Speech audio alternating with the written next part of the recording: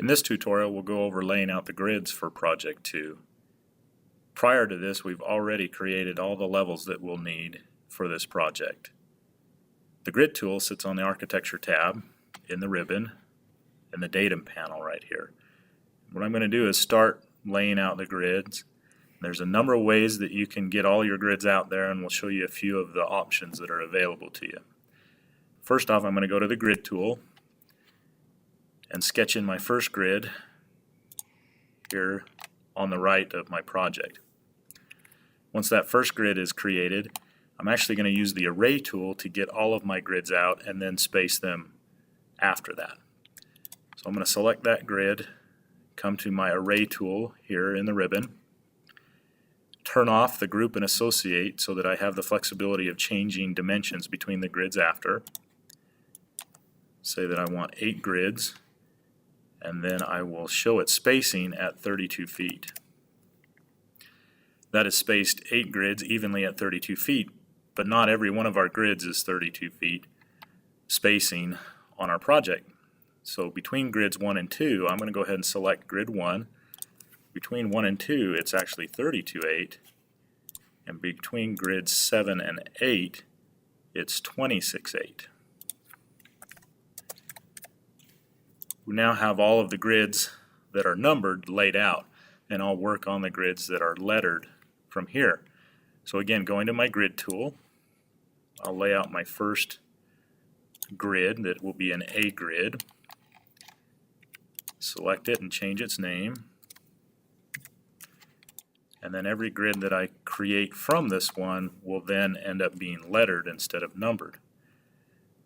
The distance between grids A and B, referencing the project handout, is 18 feet 8 inches.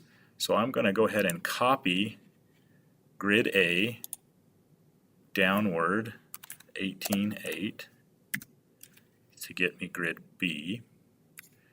Then it looks like my spacing between B and C isn't really shown to me, but if I reference and go and look at, there is a dimension between A and C, so I'm going to copy again grid A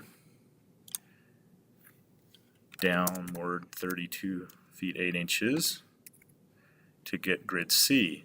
And then between C and D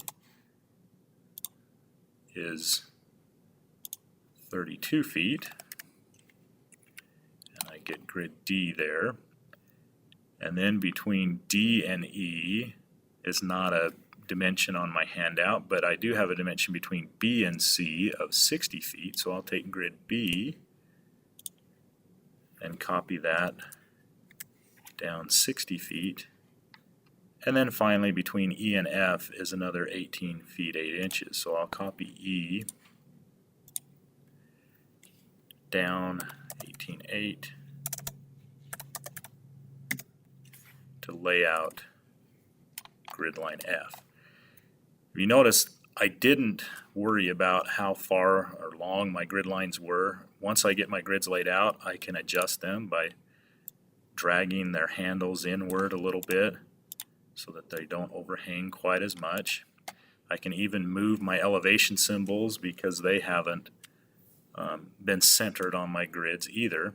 An important thing to remember when you move elevation symbols is to select both the square and the triangular tip and then move its location, so you're actually moving the viewing planes associated with the level symbols or elevation symbols. And if I get those laid out there, I now have everything that I need to begin modeling my walls, floors, footings, and other objects.